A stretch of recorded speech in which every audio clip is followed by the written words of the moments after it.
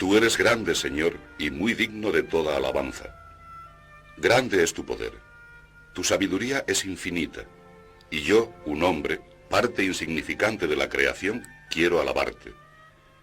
Pero eres tú mismo, Señor, quien me anima a encontrar mi satisfacción alabándote, porque nos hiciste para ti, y nuestro corazón no encuentra sosiego hasta que descanse en ti. ¿Y qué es, Dios mío, lo que me propongo decirte?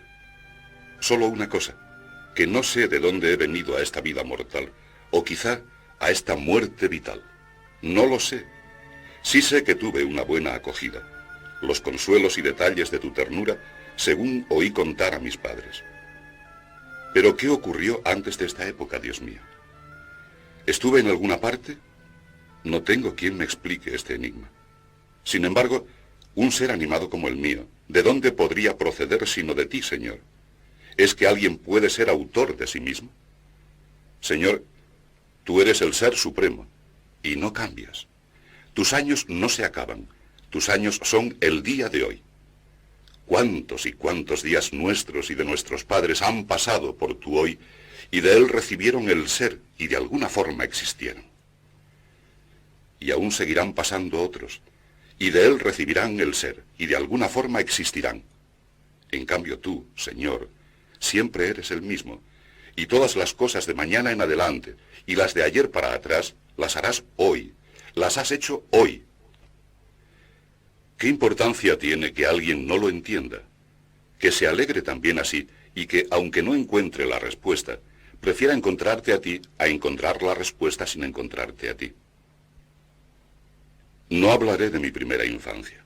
¿Para qué, si de ella no queda ni rastro en mi memoria?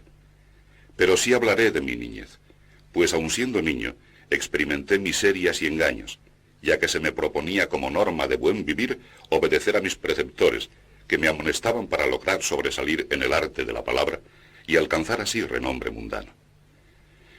Si era perezoso en aprender, me pegaban, pero di por fortuna con hombres que creían en Dios. De ellos aprendí que tú, Señor, eres grande, y que, aunque no te veamos, nos escuchas y vienes en nuestra ayuda. Niño como era, comencé a implorarte como mi refugio y mi amparo, y te suplicaba que no me azotasen en la escuela. Por aquella época yo era creyente, y lo era mi madre y toda la familia, excepto mi padre. Mi madre se preocupaba de que yo conservara la fe y me fortaleciera en ella. Pero lo que no entiendo es por qué razón se fue aplazando mi bautismo. Si pensaban que me hacían un bien al dejarme actuar en todo según mi capricho, solo porque todavía no me había bautizado, se equivocaban. Oía decir, dejadle que haga lo que quiera, todavía no está bautizado. Cuando se trata de la salud del cuerpo no se dice, dejadle que tenga más heridas o más llagas, que aún no se le han curado las primeras. Hubiera sido mejor que me bautizaran. Y así mi esfuerzo y el de los míos hubiera hecho que el alma se sanara y no enfermara. Durante mi niñez no me gustaba estudiar. Esta es la fecha en que aún no sé por qué odiaba tanto el griego. En cambio, me apasionaba el latín que explican los llamados gramáticos. Leer, escribir y hacer cuentas me fueron tan odiosos como el griego. Pero gracias a aquellos conocimientos primarios, adquirí algo que ahora conservo. Leer cuantos escritos caen en mis manos y escribir lo que me viene en gana. Cuando jugábamos intentaba siempre ganar, aunque fuera con trampas, deseoso de sobresalir en todo y por encima de todos. Y en cambio, no podía soportar que otros hicieran las trampas que hacía yo. Me encantaba encontrar la verdad en mis pequeños pensamientos sobre las cosas. No quería que me engañaran. Tenía buena memoria.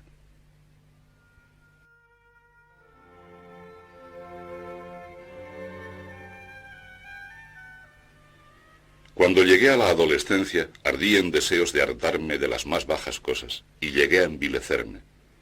Me ensucié y me embrutecí para satisfacer mis deseos. Me sentía inquieto y nervioso, solo ansiaba satisfacerme a mí mismo, y hervía en el deseo de fornicar. A mis 16 años me entregué totalmente a la carne, al furor de la satisfacción sensual, permitida y hasta aplaudida por la desvergüenza humana, pero contraria al amor de Dios.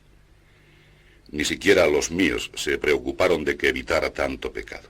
Más bien al revés, porque recuerdo que cierto día en que mi padre me vio en los baños y observó las señales de mi pubertad, vi como si se alegrara pensando ya en los nietos que yo podría darle, y fue a contárselo satisfecho a mi madre.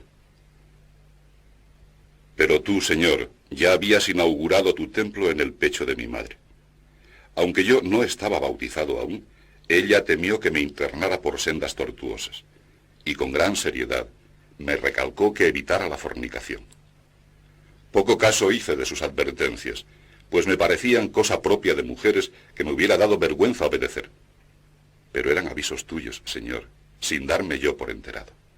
Es más, estaba convencido de que tú seguías mudo y de que solo era mi madre la que hablaba. Mi padre había decidido que fuera a estudiar a Cartago. Esta decisión fue debida a su entusiasmo por mi talento, y no porque le sobrara dinero, pues era un modesto ciudadano de Tagaste. Cuando llegué a Cartago, crepitaba a mi alrededor como una sartén un hervidero de amores impuros. Por aquella época yo andaba a la búsqueda de un objeto de amor, y por fin caí en sus redes. Fui correspondido y llegué a disfrutar de unas relaciones secretas, y aunque pude gozar del vínculo del placer, pronto siguieron como varas de hierro candente celos, sospechas, temores, enfados y peleas. Los estudios que realizaba, que se llamaban nobles, tenían por objeto conseguir sobresalir en los tribunales frente a los contrincantes. Se lograba tanto mayor éxito y elogios cuanto más procedimientos fraudulentos se emplearan. Yo era el número 1 de mi promoción en la escuela de retórica y me sentía orgulloso e hinchadísimo de soberbia y pedantería. Siguiendo el programa usual de mis estudios, llegué a un libro de un tal Cicerón, cuyo lenguaje todos admiraban, aunque no igualmente su contenido. Este libro incluye una exhortación a la filosofía y lleva por título Hortensio. Su lectura cambió mi manera de pensar, mis aficiones y mis sentimientos. De repente me pareció que todo era vacío e inútil, y de una manera inexplicable en mí, comencé a desear con todo mi corazón la verdadera sabiduría. Tenía yo entonces 19 años, y hacía 2 que había muerto mi padre. Recibía de mi madre el dinero para mis estudios. Motivado por este libro, deseaba ardientemente remontar el vuelo hacia ti por encima de las cosas terrenas. Eras sin duda tú, Señor, quien, sin que yo lo supiera, me atraías a ti, porque en ti está la sabiduría, y el amor a la sabiduría tiene un nombre en griego, filosofía. Aquel tipo de literatura me iba enardeciendo en ese amor. Sin embargo, algo aguaba en mí aquella hoguera tan grande. Era el no hallar en la obra el nombre de Cristo. Porque este nombre lo había aprendido yo de mi madre y lo conservaba profundamente en mi corazón. Por eso, aunque el libro de Cicerón fuera una obra literaria bien escrita y seria, en el fondo no acababa de entusiasmarme del todo. Así pues, tomé la resolución de dedicarme al estudio de las Sagradas Escrituras y evaluar su contenido. Pero yo era demasiado soberbio para bajar la cabeza al entrar en ellas, y demasiado ignorante para desvelar tanto misterio. Mi soberbia despreciaba su estilo, y mi ignorancia no sabía penetrar en su contenido. Hinchado de soberbia, consideraba que yo era un fuera de serie y que era perder el tiempo leerlas.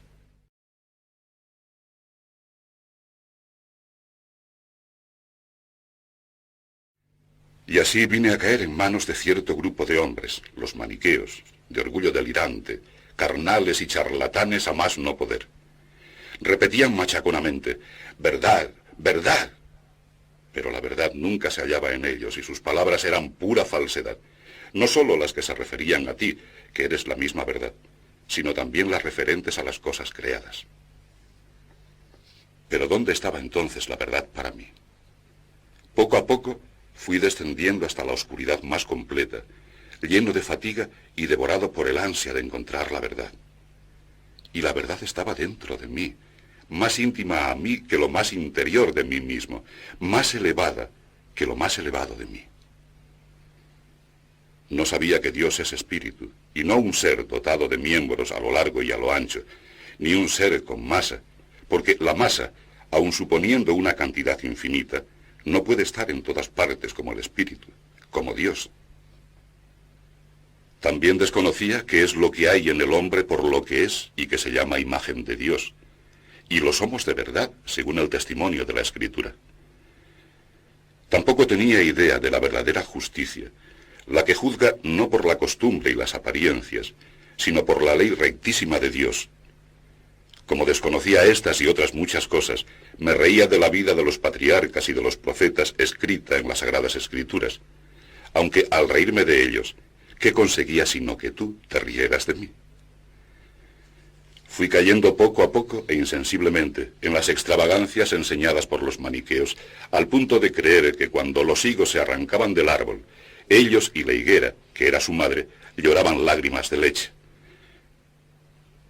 Y que si algún santón de la secta maniquea se comía el higo que otro había arrancado, después en la oración, llorando y eructando, exhalaba ángeles e incluso partículas de Dios. Esas partículas hubieran estado encerradas siempre en el higo, de no haber sido liberadas por el diente de ese varón elegido.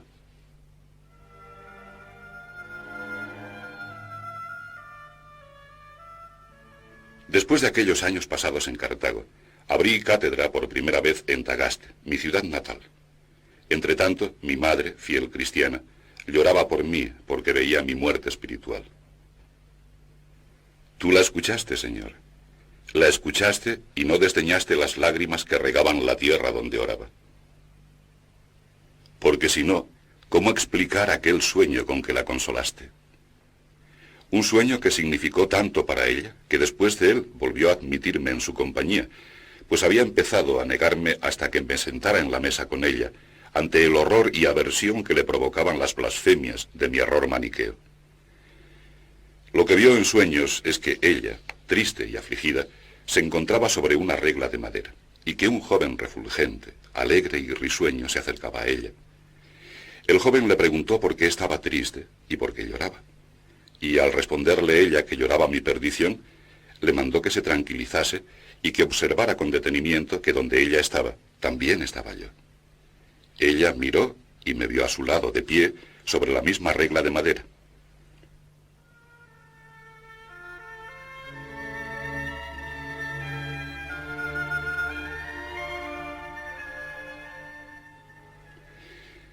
Mi madre me contó su sueño, y yo la quise convencer de que significaba lo contrario de como ella lo interpretaba, y que no debía desesperar que, andando el tiempo, ella sería como yo, maniquea. Sin vacilar un instante me respondió: no, lo que se me dijo no es que yo habría de estar donde estás tú, sino que tú estarías donde estoy yo.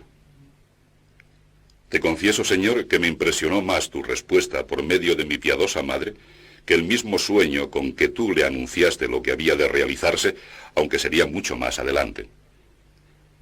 Le diste, Señor, otra respuesta a mi madre por medio de un sabio obispo.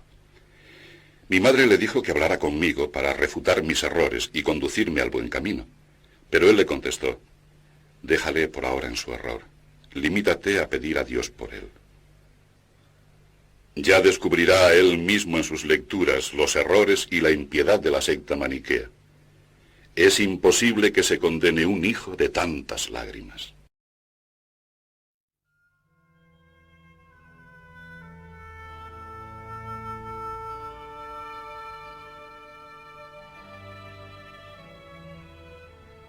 Por mi parte, yo convivía por entonces con una mujer a la que guardaba fidelidad.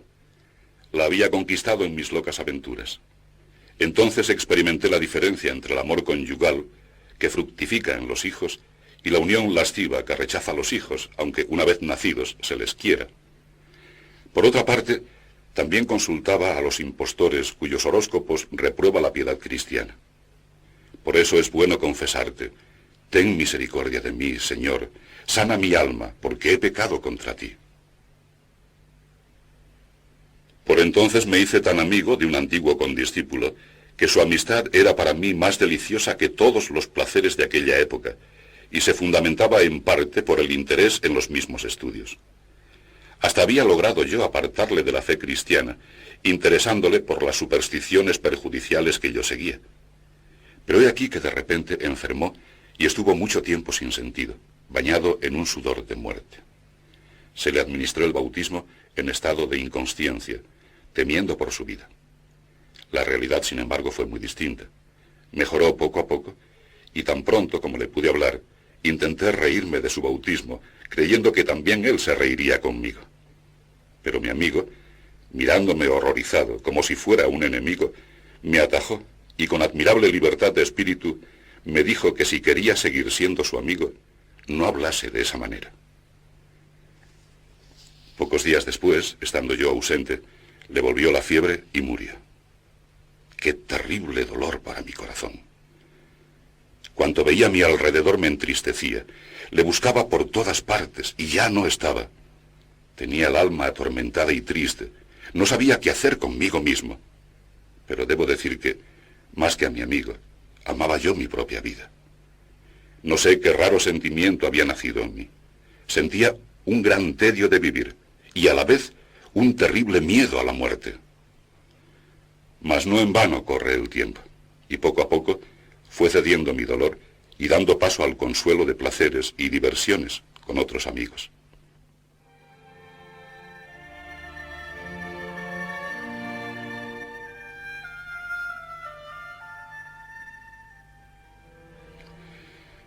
Recuerdo que a los 20 años, poco más o menos, cayó en mis manos un escrito de Aristóteles.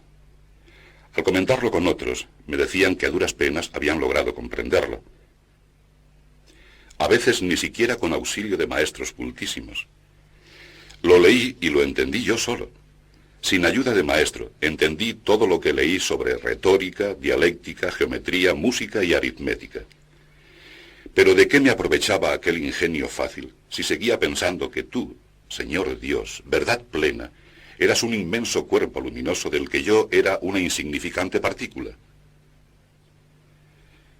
Mucho más provecho obtenían los que quizá poseían un ingenio más tardo, y sin embargo estaban cerca de ti, seguros en el nido de tu iglesia, echando plumas y creciéndoles las alas de la caridad con el sano alimento de la fe.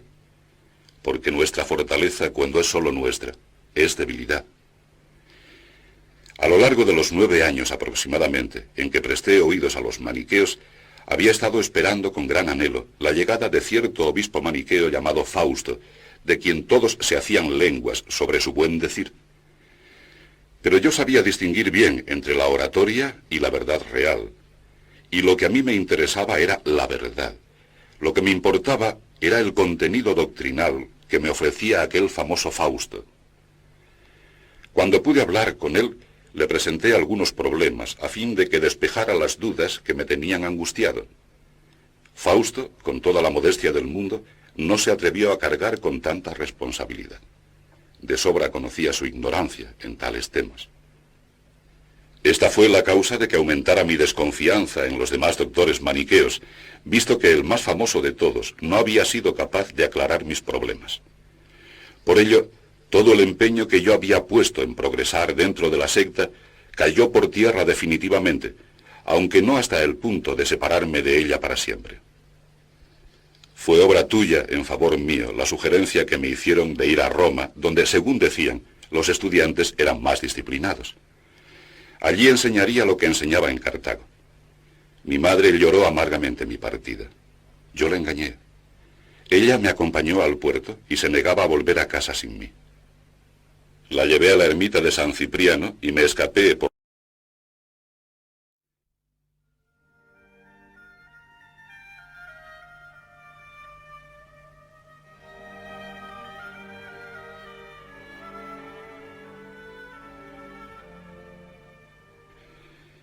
Al llegar a Roma, caí enfermo de malaria, con tal gravedad que estuve a las puertas de la muerte.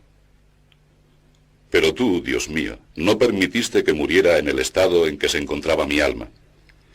Mi madre no se enteró de mi postración, pero oraba en mi ausencia por mí. Y tú, que estabas continuamente presente donde ella estaba, salvaste al hijo de tu sierva, que ni aún entonces deseaba el bautismo. En esta ocasión te limitaste a restablecerme corporalmente, esperando la oportunidad de regalarme una salud mejor y más segura. Recuperado de mi enfermedad, comencé a ejercer el objetivo de mi viaje a Roma, la docencia de la retórica. Pero enseguida pude comprobar que los estudiantes romanos hacían trastadas quizá peores que los de Cartago. Para no tener que pagar al maestro, a veces se ponían de acuerdo y pasaban en bloque a otro maestro, faltando así a la palabra dada. Incluso ahora odio a este tipo de gente desleal y rastrera, aunque deseo que se enmienden y estimen más las enseñanzas que reciben que el dinero que pagan. Por ello, en cuanto la ciudad de Milán pidió al prefecto de Roma que le enviase un maestro en retórica, yo mismo solicité que me mandasen a mí. Al llegar a Milán, visité a tu siervo, el obispo Ambrosio, celebrado como uno de los mejores oradores de todo el mundo y hombre piadoso que en sus sermones y discursos enseñaba a tu pueblo con todo cuidado tu doctrina. Aquel hombre de Dios me acogió como un padre y me trató con el amor de un obispo.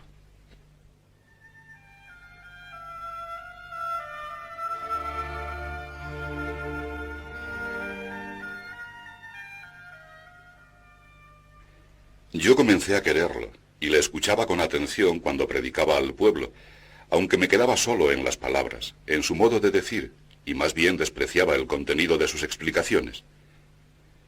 Pero en perfecta consonancia con la belleza de las palabras, objeto de mi interés, iban surgiendo los contenidos, objeto de mi desdén.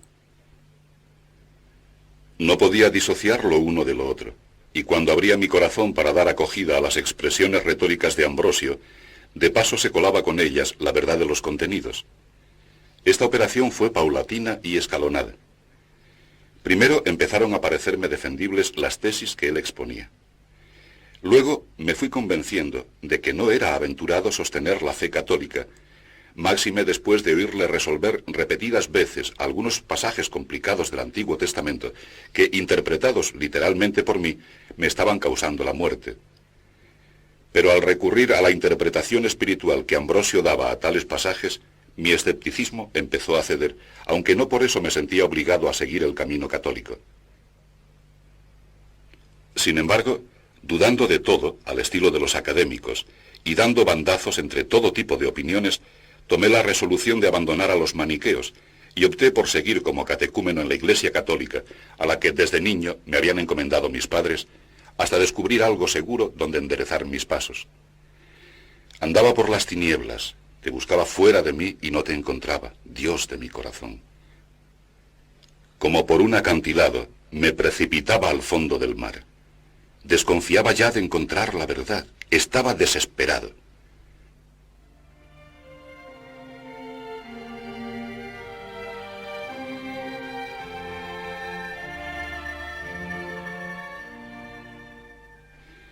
Mi madre había venido a Milán para estar a mi lado.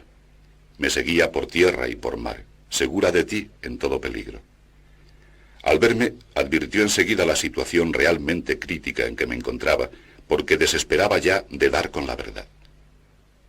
Sin embargo, cuando le dije que había dejado de ser maniqueo, aunque tampoco era católico, no pareció sorprenderse, quizá porque estaba segura de conseguir de Dios lo que diariamente le pedía. Desde esa época comencé a dar preferencia a la doctrina católica, porque me parecía que en ella se explicaban las cosas con más honradez y equilibrio en la aplicación del mandato de creer en lo que no se ha demostrado. Porque a veces no hay pruebas, o porque, si las hay, no son accesibles a todos. Empezó a parecerme más criticable la postura de los que no creen en los libros sagrados que la de los que creen en ellos. Decidí no prestar oídos a los que me decían, ¿cómo te consta que esos libros han sido dados al hombre por el Espíritu de Dios? Exactamente eso es lo que yo tenía que creer. Aunque yo no supiese qué era Dios, ningún ataque contra él hizo que dejase de creer en su existencia. Siempre creí que Dios existía y que se ocupaba de nosotros. De manera especial, hablaba de estos temas con Alipio, paisano mío, que había abandonado Tagaste para partir en mi compañía a Milán, a fin de hacer algunas prácticas de derecho y también para participar conmigo en la búsqueda ardiente de la verdad y la sabiduría. Yo quería mucho a Alipio por las grandes muestras que daba de virtud. Sin embargo, aún persistía en él la afición tan común a los cartagineses de gozar con los crueles espectáculos de bárbaras luchas entre gladiadores que podían verse en el circo. Su funesta pasión me afligía profundamente, y un día en que se me presentó la oportunidad, satiricé en mi escuela ante Alipio a los que se dejaban cautivar de semejante locura. Aquel prudente muchacho, reconociendo su error, llegó a aborrecer tales espectáculos. Mas un día, y aun cuando se resistió cuanto pudo, unos condiscípulos suyos le empujaron al circo, donde no se veía otra cosa que placeres llenos de crueldad. Alipio les había dicho: aunque a mi cuerpo le llevéis, por fuerza, no podréis obligar a mis ojos ni a mi alma a que atienda y mire. Estaré allí como si no estuviera, y de este modo triunfaré de vosotros y de tales bárbaros espectáculos. Cerrando los ojos, intentó no ver, pero la gritería del pueblo pronto se los hizo abrir, y al ver la sangre derramada, fue deleitándose en la maldad de la pelea entre los gladiadores y embriagándose con el crimen que significaba. Ya no era el mismo que había ido. Vociferó, se enardeció y salió de allí con una locura que le estimulaba a volver, no solo acompañando a los que le habían llevado, sino arrastrando consigo a otros. Pero tú, Señor, con tu mano omnipotente y misericordiosa le sacaste de aquel abismo y le enseñaste a no poner su confianza en sí mismo, sino solo en ti, aunque esto fue mucho después.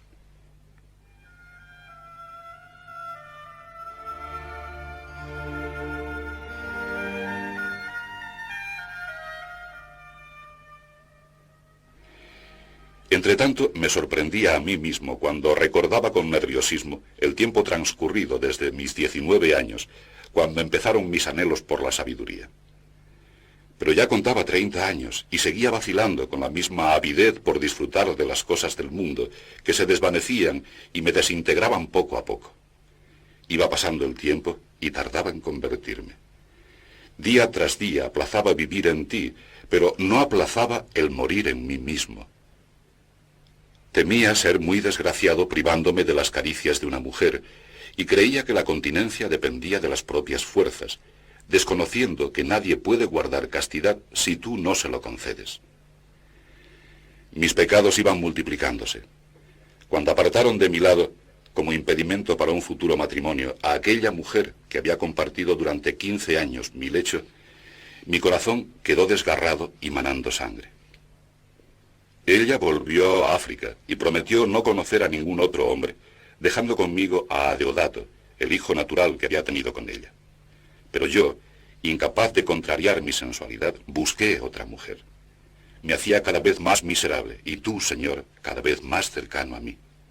Tenía al lado tu mano para sacarme del fango y lavarme, pero yo no lo sabía.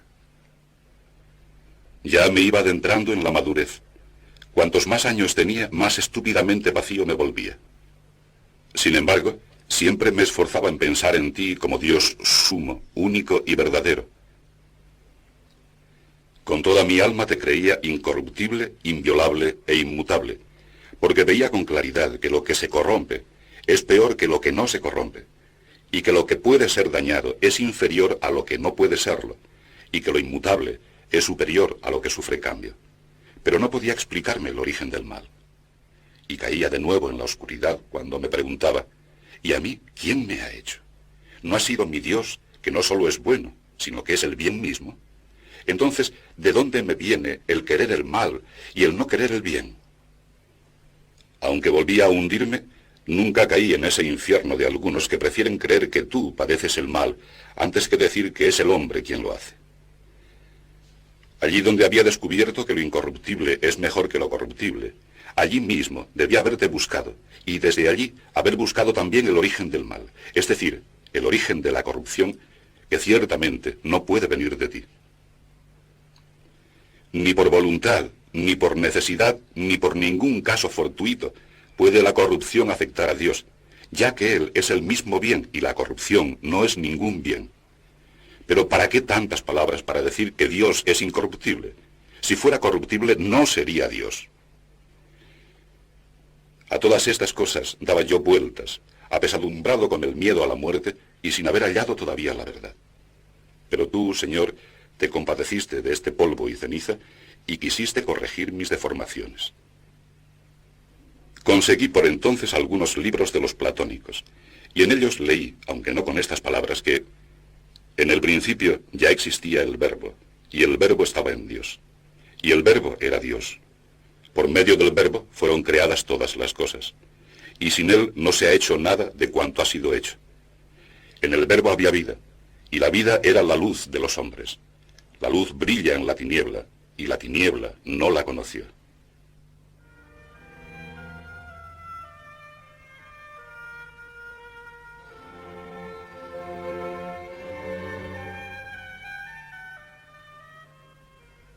Después de leer esto me convencí de que debía volver a mí mismo.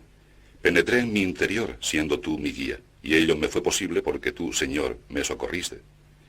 Entré y vi con los ojos de mi alma, de un modo u otro, por encima de la capacidad de estos mismos ojos, por encima de mi mente, una luz inconmutable. No esta luz ordinaria y visible a cualquier hombre, por intensa y clara que fuese, y que lo llenara todo con su magnitud.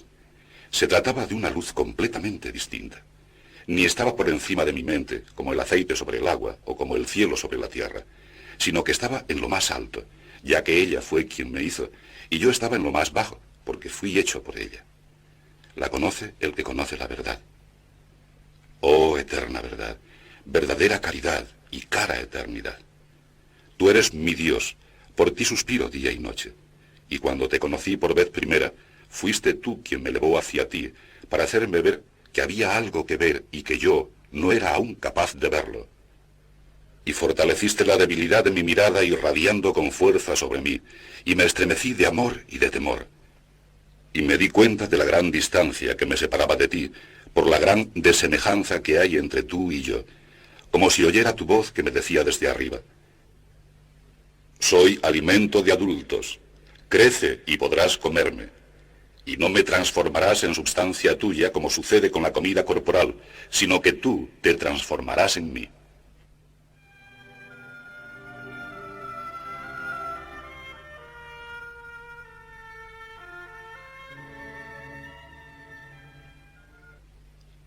Entonces supe que sirviéndote de su maldad, tú has aleccionado al hombre, y me dije: es que la verdad carece de entidad por no encontrarse extendida en el espacio, sea finito, sea infinito.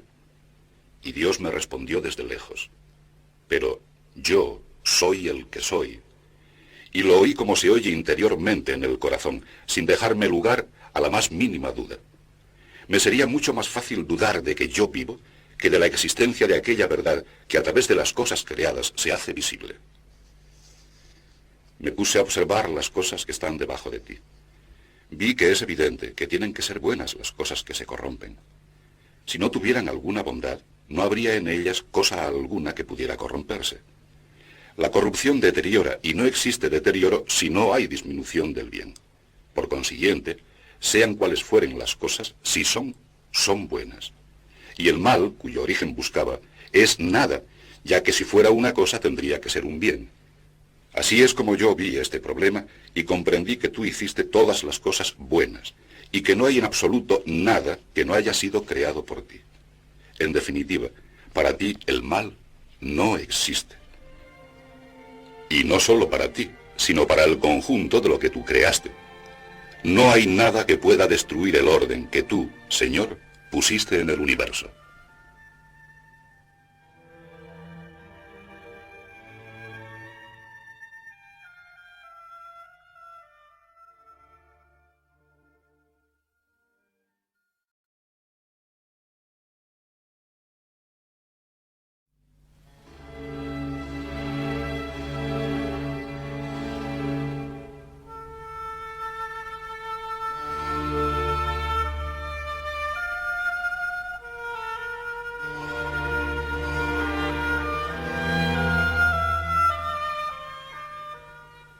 Quiero referir la manera como me libraste, Señor, de la esclavitud de mis deseos carnales, que me tenían fuertemente atado, y de la servidumbre en que me tenían los negocios mundanos.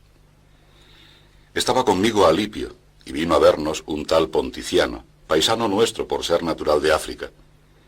Sobre la mesa de juego que teníamos delante, había por casualidad un libro. Lo vio Ponticiano y advirtió que eran las cartas de San Pablo. Cuando le mostré mi interés por las escrituras, comenzó a hablarnos de Antonio, monje de Egipto, cuyo nombre era famoso y muy venerado entre tus siervos, Señor. Nos contó que en cierta ocasión, dos amigos suyos, en la ciudad de Tréveris, salieron a dar un paseo sin rumbo fijo. De pronto dieron con una cabaña, donde encontraron un manuscrito que narraba la vida de Antonio. Uno de ellos comenzó a leerla.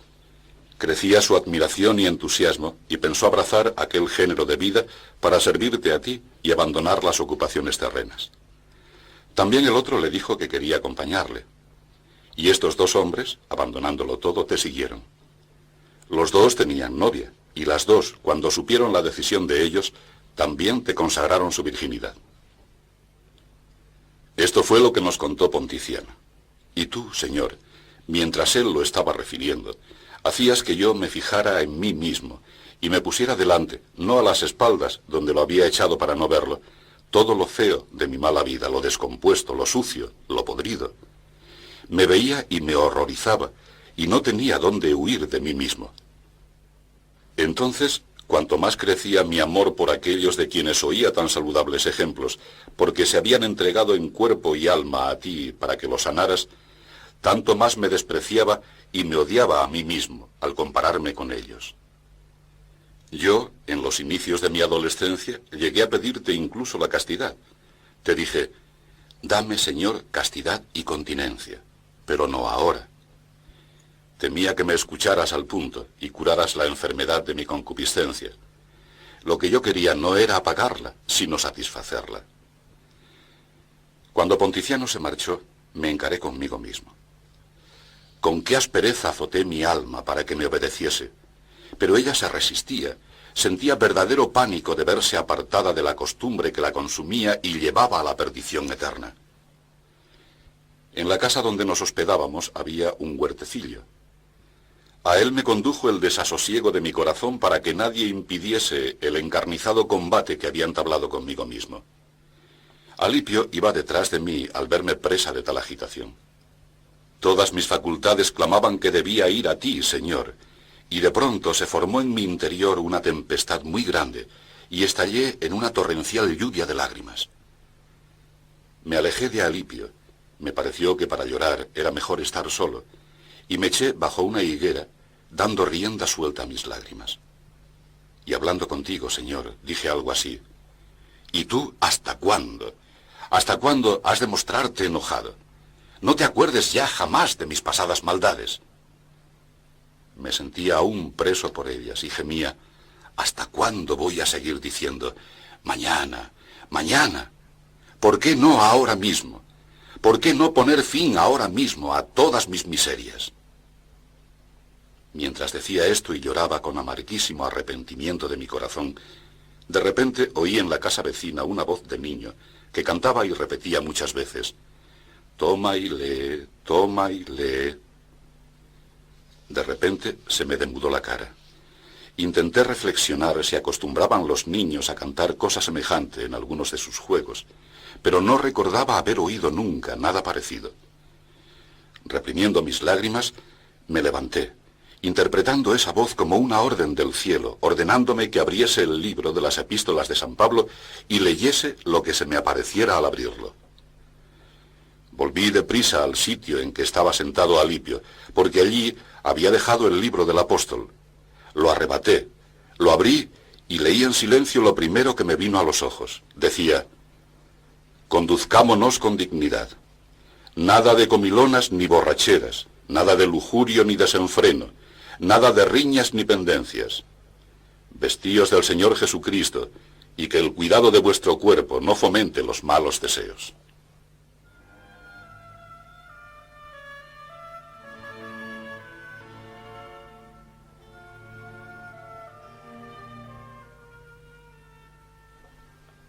No quise leer más, ni era necesario tampoco, pues en cuanto terminé de leer ese párrafo, como si me hubiera inundado el corazón una fuertísima luz, se disiparon enteramente todas las tinieblas de mis dudas.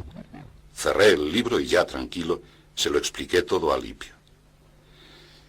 Él, para darme a entender lo que también le había pasado en su interior, lo hizo de este modo. Pidió que le mostrase el pasaje que yo había leído. Se lo enseñé, y él leyó lo que seguía a continuación. Decía así: «Recibid con caridad al que todavía está débil en la fe».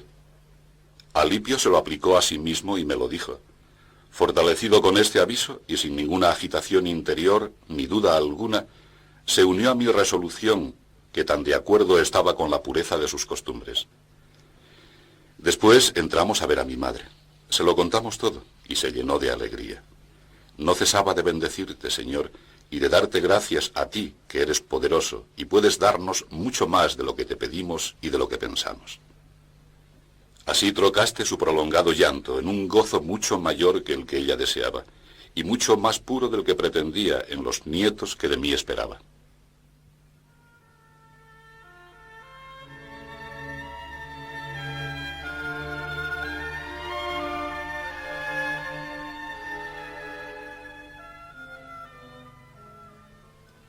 Yo, Señor, puedo decir con David: Señor, yo soy tu siervo, siervo tuyo, hijo de tu esclava.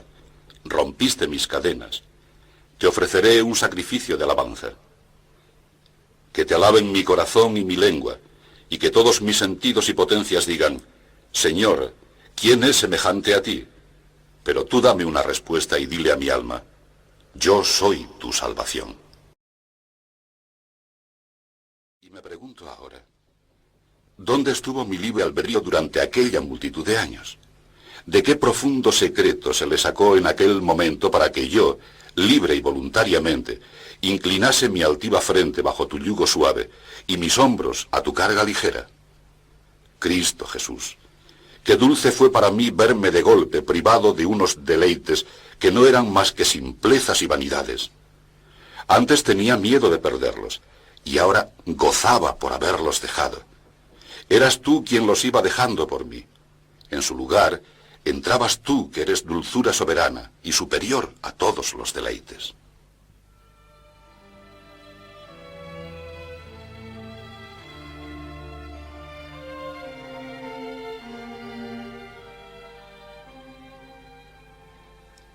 Ya mi alma estaba libre de las devoradoras preocupaciones que entrañan la ambición de las dignidades, la codicia de dinero, el deseo de saciar sus apetitos. Solo me gustaba hablar de ti, que eres mi luz, mi riqueza y mi salvación, mi Dios y mi Señor. Determiné abandonar la cátedra de retórica, mercado de palabrería, que estaba a mi cargo, porque no quería que esos muchachos que estudian, no la ley de Dios ni su paz, sino mentiras y trucos forenses, pudieran comprar de mi boca las armas que habían de emplear en las contiendas de los tribunales. Casualmente faltaban ya pocos días para las vacaciones de la vendimia. Opté, pues, por aguantar esos pocos días para retirarme como era habitual en tales épocas del año. De este modo, una vez rescatado por ti, ya no volvería a venderme. Mi plan solo lo conocías tú y los familiares que vivían conmigo. Pero respecto a los demás, estaba reservado, a fin de evitar las lenguas engañosas de los falsos amigos, que con el pretexto de dar consejos, se oponen a nuestros buenos intentos. Junto a todo esto, aquel mismo verano comenzaron a resentirse mis pulmones debido al exceso de trabajo, y respiraba con dificultad. Tenía dolor en el pecho, y no podía hablar con voz clara y fuerte. Al principio me asusté un poco, porque eso me obligaba a dejar mi trabajo, o en caso de querer curarme, debía descansar y, por lo tanto, interrumpirlo igualmente. Pero cuando se arraigó en mí la firme voluntad de dejarlo todo y entregarme únicamente a ti, y a meditar que tú eres mi Dios y mi Señor, me alegré de que se me hubiera presentado esta excusa, no fingida, que atemperara el mal humor de aquellas personas que, en atención a sus hijos, parecía que querían tenerme siempre trabajando.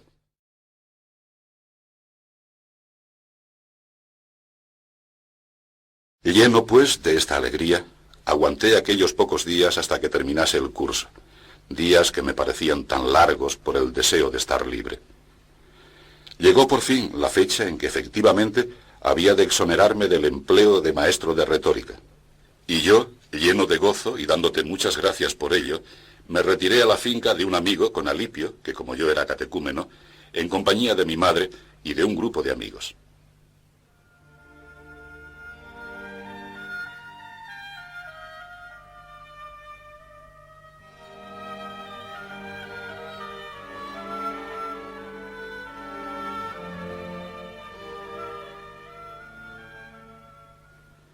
¿Qué de voces daba yo, Dios mío, cuando, hallándome desocupado y aun siendo catecúmeno, leía los salmos de David, esos cantos de fe, esas melodías de piedad que están en tan marcado contraste con todo espíritu de soberbia y vanidad? ¿Qué de voces daba yo al leer aquellos salmos, y cómo me inflamaban de amor hacia ti? Ardía en deseos de recitarlos, si me fuera posible, al mundo entero contra la soberbia del género humano. Quisiera que todos hubieran observado el efecto que producía en mi alma aquel salmo. Luego que comencé a invocarte, tú me escuchaste, Dios de justicia. Al punto fue mi súplica bien oída. Tú, que en el aprieto me diste anchura, ten piedad de mí y escucha mi oración. Me horrorizaba de temor y a la vez me enardecía la esperanza y alegría de tu misericordia. Y todos estos sentimientos se manifestaban en lágrimas al leer en el mismo salmo las palabras que dice tu Espíritu Santo, hablando con nosotros. Hijos de los hombres, ¿hasta cuándo vais a ser duros de corazón? ¿Por qué amáis la vanidad y buscáis la mentira? Leía, airaos, pero no pequéis.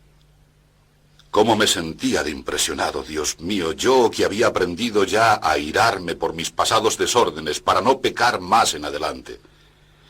Mis deseos no eran ya cosas materiales, ni las buscaba a la luz de este sol con mis ojos corporales, porque los que quieren gozar de las cosas de fuera, con facilidad se ven burlados y se pierden entre las cosas que miran. Se hacen como ellas, caducos y viejos, y van con su hambriento espíritu como lamiendo sus falsas imágenes del bien. Desde lo más profundo de mi corazón exclamaba, diciendo lo que expresa el profeta. En su paz y descanso dormiré y gozaré de un consuelo delicioso. Porque ¿quién se nos opondrá cuando llegue a cumplirse aquella sentencia que consta en la Escritura? Quedó la muerte aniquilada y convertida en victoria. Tú, Señor, eres ese mismísimo ser que nunca puede mudarse, y en ti es donde se halla el descanso que hace olvidar todas las fatigas, pues tú eres el único que me diste seguridad en aquella esperanza que mira a ti solamente, y no aspira a esa otra multitud de cosas que no son lo que tú eres. Al leer esto me enardecía, pero no sabía cómo darme a entender a aquellos herejes sordos o muertos, de cuya secta yo había sido antes, los maniqueos, cuando como un perro rabioso y ciego había ladrado contra las sagradas escrituras, que comunican una dulzura con sabor a miel celestial y luminosas por tu misma luz. Y me consumía pensando en los enemigos de tan sublime escritura.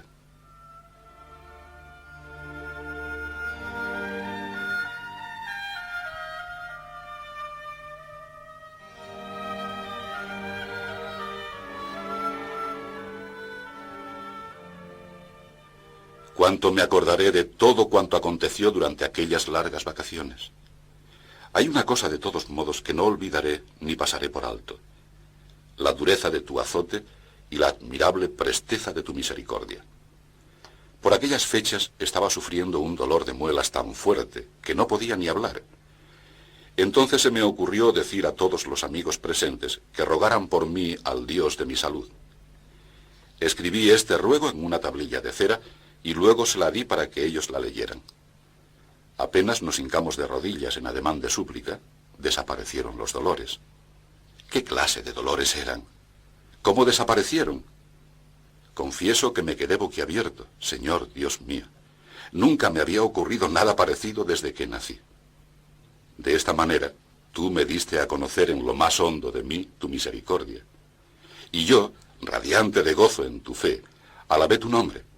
Sin embargo, esta misma fe no me permitía estar tranquilo pensando en mis pecados pasados, ya que todavía no me habían sido perdonados porque aún no había recibido el bautismo.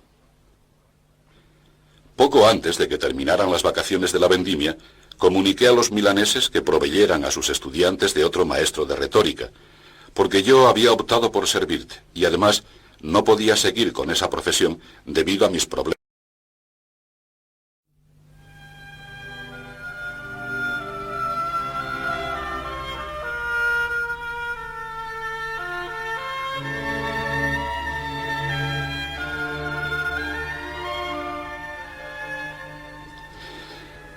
Tan pronto como llegó la fecha en que debíamos dar nuestros nombres para ser bautizados, abandonamos la finca y retornamos a Milán. También Alipio quiso bautizarse conmigo. Unimos a nosotros a mi hijo, a Deodato, nacido de mi carne y fruto de mi pecado. Tú, Señor, le habías hecho bueno. Aún no tenía 15 años y superaba en inteligencia a muchos renombrados y doctos varones. Tú le enriqueciste así, pues yo, en aquel muchacho, no había puesto nada más que mi pecado. Porque el que yo le criara con el alimento de tu doctrina, tú me lo inspiraste y ningún otro. Fue tu gracia, esa es la verdad. Hay un libro mío titulado El Maestro. En él, el que habla conmigo es a Deodato, y Dios sabe que todas las ideas introducidas en este libro por la persona de mi interlocutor son suyas. Contaba entonces la edad de 16 años. Pude comprobar en él otros muchos detalles, aún más sorprendentes. Aquella agudeza mental suya me daba miedo. Pero ¿quién, fuera de ti, podía ser el autor de tales maravillas? Pronto arrancaste su vida de la tierra. Lo recuerdo ahora con toda serenidad. No temo en absoluto por la suerte de un muchacho como él. Fue admirable siempre, de niño y de adolescente. Unimos, pues, a Deodato a nosotros en tu gracia del bautismo, y para continuar educándole en tu doctrina. Finalmente, recibimos el bautismo, y desapareció de nosotros la preocupación que teníamos por nuestra vida pasada.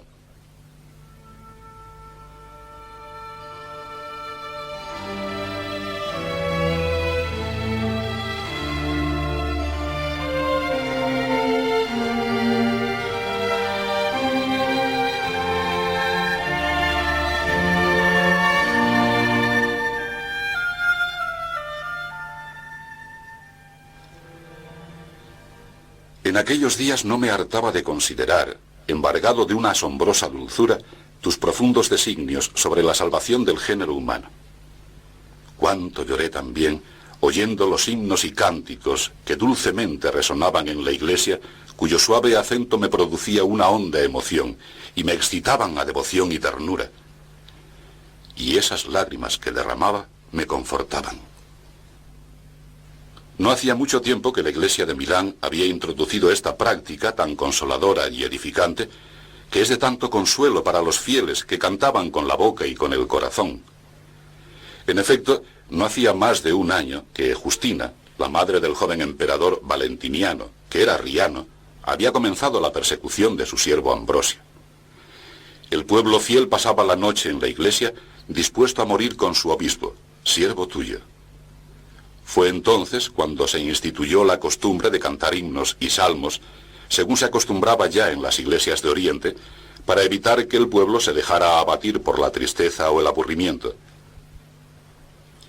Esta práctica se ha conservado desde aquella fecha hasta el día de hoy, y son ya muchas, por no decir casi todas, las comunidades tuyas que la han imitado en el resto de las regiones del orbe.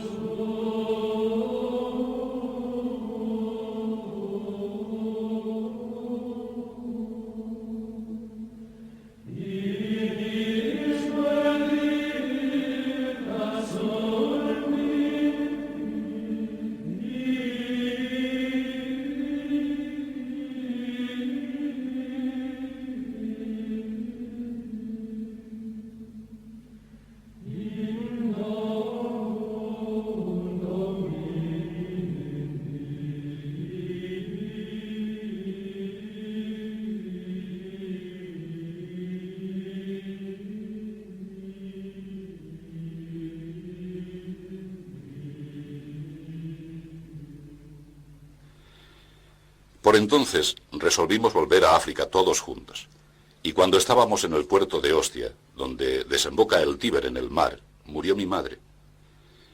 no puedo pasar por alto los sentimientos que mi alma tiene ansias de manifestar. Se refieren a aquella sierva tuya que me alumbró en la carne para nacer a la luz temporal, y que me parió en el corazón para nacer a la luz eterna. Las cosas que de mi madre voy a referir fueron dones y gracias tuyas, no suyas, pues ni ella se hizo a sí misma, ni se educó a sí misma. Tú, Señor, la creaste sin que tampoco supiesen sus padres lo que llegaría a ser aquella hija que les había nacido. Porque a la verdad, Mónica, mi madre, no solía alabar tanto el cuidado de su madre en educarla, como el de una vieja criada que por sus loables costumbres era muy querida de los señores de aquella casa. Por eso se le confió la custodia de las hijas de sus amos, custodia que ejercía con todo esmero. Era enérgica en los correctivos cuando el caso lo requería. Los aplicaba con santo rigor. Fuera de aquellas horas en que las niñas compartían la comida en compañía de sus padres, aunque estuviesen abrasándose de sed, no les permitía beber ni aun agua sola, para que no tomasen una posible mala costumbre, y explicándoselo de esta manera: ahora os contentáis con beber agua, porque no tenéis vino al alcance de la mano, pero una vez que os caséis y seáis dueñas de las llaves de la bodega y de la despensa, no os apetecerá ya el agua, sino que os dejaréis vencer por la bebida. Y sin embargo, tal como me contaba mi madre, el gusto por el vino llegó a insinuarse en ella de una manera solapada. Cuando sus padres, considerándola una muchacha templada, la mandaban sacar vino de la cuba, ella, antes de echarlo en la vasija en que lo había de llevar, sorbía un poquito con la punta de los labios. Sucedió, pues, que, añadiendo cada día un poquito más a lo poquito de los anteriores, vino a caer en aquella costumbre, hasta el punto de llegar a apurar con verdadera avidez las copas enteras. ¿Qué es lo que hiciste entonces, Dios mío? ¿Con qué la curaste? Cierto día, al surgir una disputa entre la criada que solía acompañar a mi madre a la bodega, aquella le echó en cara esta mala costumbre, tratándola de borracha. Herida en lo más hondo por esta injuria, mi madre reflexionó en la fealdad de su vicio, lo reprobó al instante y se libró de él. Tan pronto como mi madre cumplió la edad que se requiere para el matrimonio, se le dio un marido al que sirvió como a su señor. Se esforzó por convertirle, hablándole de ti, Señor, no tanto con sus palabras como con sus costumbres. Toleró los ultrajes de sus infidelidades conyugales hasta el punto de no tener la más mínima discusión con él. Ella esperaba que tu misericordia había de concederle primero la fe y después la castidad conyugal. Al final de su vida consiguió ganar para ti a mi padre. Bautizado ya, no tuvo que llorar en él las ofensas que se vio obligada a tolerar en su persona antes del bautismo. Había sido mujer de un solo hombre. Había cumplido todas las obligaciones que tenía para con sus padres. Había gobernado su casa piadosamente, y las buenas obras que había hecho daban el testimonio de la virtuosa conducta que había tenido. Cuando ya se acercaba el día de su muerte, día por ti conocido y que nosotros ignorábamos, sucedió por tus ocultos designios, como lo creo firmemente, que nos encontramos ella y yo solos, apoyados en una ventana que daba al jardín interior de la casa donde nos hospedábamos, allí, en Ostia Tiberina, donde, apartados de la multitud, nos rehacíamos de la fatiga del largo viaje, próximos a embarcarnos. Hablábamos, pues, los dos solos muy dulcemente, y olvidando lo que queda atrás y lanzándonos hacia lo que veíamos por delante, nos preguntábamos ante la verdad presente, que eres tú, cómo sería la vida eterna de los santos, aquella que ni el ojo vio, ni el oído oyó, ni el hombre puede pensar. Y abríamos la boca de nuestro corazón, ávidos de las corrientes de tu fuente, la fuente de vida que hay en ti. Tales cosas decía yo, aunque no de este modo ni con estas palabras. Sin embargo, tú sabes, Señor, que cuando hablábamos aquel día de estas cosas, y mientras hablábamos íbamos encontrando despreciable este mundo con todos sus placeres, ella dijo: Hijo, por lo que a mí respecta, ya nada me deleita en esta vida. ¿Qué es lo que hago aquí? ¿Y por qué estoy aún aquí? Lo ignoro, pues no espero ya nada de este mundo. Una sola cosa me hacía desear que mi vida se prolongara por un tiempo: el deseo de verte cristiano católico antes de morir. Dios me lo ha concedido con creces, ya que te veo convertido en uno de sus siervos, habiendo renunciado a la felicidad terrena. ¿Qué hago ya en este mundo? No recuerdo muy bien lo que le respondí, pero al cabo de 5 días o poco más, cayó en cama con fiebre. Y estando así enferma, un día sufrió un colapso y perdió el sentido por un tiempo. Nosotros acudimos corriendo, mas pronto recobró el conocimiento. Nos miró, a mí y a mi hermano allí presentes, y nos dijo en tono de interrogación: ¿dónde estaba? Después, viendo que estábamos aturdidos por la tristeza, nos dijo: enterrad aquí a vuestra madre. Yo callaba y contenía las lágrimas. Mi hermano dijo algo referente a que él hubiera deseado que fuera enterrada en su patria, y no en país lejano.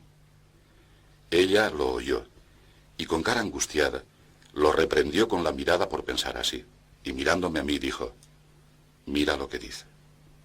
Luego, dirigiéndose a ambos, añadió: sepultad este cuerpo en cualquier lugar. Esto no os ha de preocupar en absoluto. Lo único que os pido es que os acordéis de mí ante el altar del Señor en cualquier lugar donde estéis. Habiendo manifestado con las palabras que pudo este pensamiento suyo, guardó silencio e iba luchando con la enfermedad que se agravaba. 9 días después, a la edad de 56 años, cuando yo tenía 33, salió de este mundo aquella alma piadosa y bendita.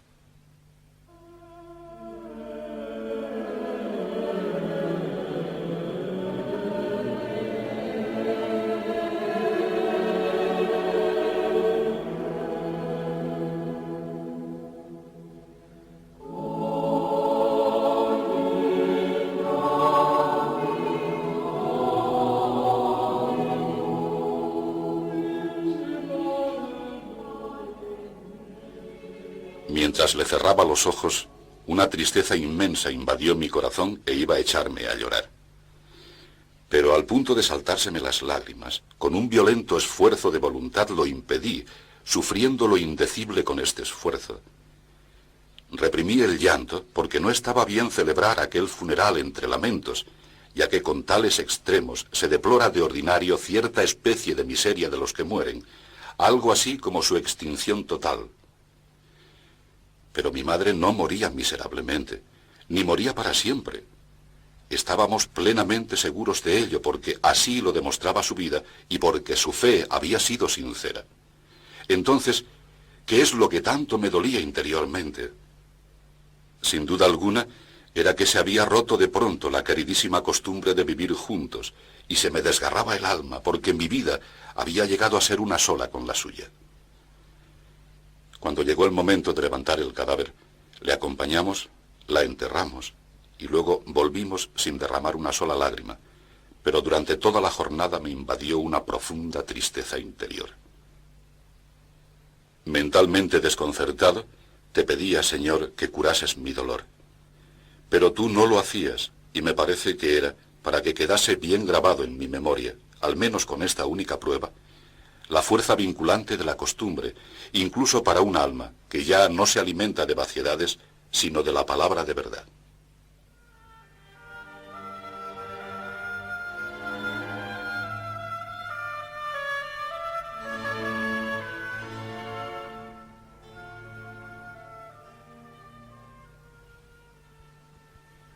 Me pareció que me vendría bien un baño, ya que había oído decir que los baños recibieron esta denominación, porque el balneum latino deriva del griego balanion, que significa quitapenas, en cuanto elimina todo tipo de congojas del espíritu. Pero resulta que después del baño me encontré tan triste como antes, porque mi corazón no trasudó ni al menos una gota de amargura de su amarga tristeza. Poco después logré conciliar el sueño. Al despertar, noté que el dolor era ya más leve. En la soledad de mi lecho me vinieron a la memoria aquellos versos tan acertados de tu siervo Ambrosio, porque tú eres Dios que hiciste con mano poderosa la máquina del mundo primorosa. por cuya providencia soberana el día se engalana con luz resplandeciente y le da entrada a la noche callada, que repara los miembros fatigados y alivia con el sueño los cuidados. Pero luego volví a pensar en mi madre, en mis conversaciones con ella, en lo piadosa que había sido contigo y lo buena que era siempre con nosotros. De repente, ya no estaba conmigo. Sentí de nuevo ganas de llorar por ella y por mí, y di rienda suelta a mis lágrimas reprimidas para que corriesen cuanto quisieren. Fueron como un lecho bajo mi corazón, y así pude descansar. Tú, Señor, me escuchabas, no a alguien que pudiera malinterpretar mis lágrimas. Cuando ya mi corazón sanó de aquella herida, en la que quizá pudiera reprochárseme demasiado afecto humano, derramo ahora ante ti otra clase de lágrimas muy distintas, las que brotan de mi alma, impresionado por el peligro que corre todo el que muere. Porque aunque mi madre, redimida por ti, vivió de tal modo que su fe y costumbres fueron una rendida alabanza a tu santo nombre, no me atrevo, sin embargo, a afirmar que desde su regeneración por el bautismo no hubiese en ella nada contrario a tus mandamientos. Por otra parte, ay de la vida de los hombres, por santa que sea, si tú, Señor, la juzgaras sin tu misericordia. Pero como sabemos que tú, Señor, no escudriñas los delitos con todo el rigor de tu justicia, esperamos confiadamente ocupar un puesto en el cielo. Así pues, dejando a un lado por un momento sus buenas acciones, por las que te doy gracias, te pido ahora perdón por los pecados de mi madre. Antes de morir no pensó en tener un entierro lujoso, ni le preocupó ser enterrada en su patria. Solo quiso que nos acordáramos de ella ante el altar de Dios, al que había servido todos los días de su vida, pues sabía que en el altar se ofrece la víctima santa, con cuya sangre quedó cancelada la deuda que había contra nosotros. Descanse, pues, en paz Mónica con Patricio, su único esposo. Mueve, Dios mío, a tus siervos, mis hermanos a quienes sirvo con mis palabras, con mi corazón y con mis escritos, para que cuando lean estas palabras se acuerden con piedad y cariño de los que fueron mis padres en este mundo. Así tendré yo el consuelo de haber procurado a mi madre las oraciones de muchos, y de que por medio de mis confesiones logre más abundantemente que por mis oraciones solas la última cosa que me pidió y encargó.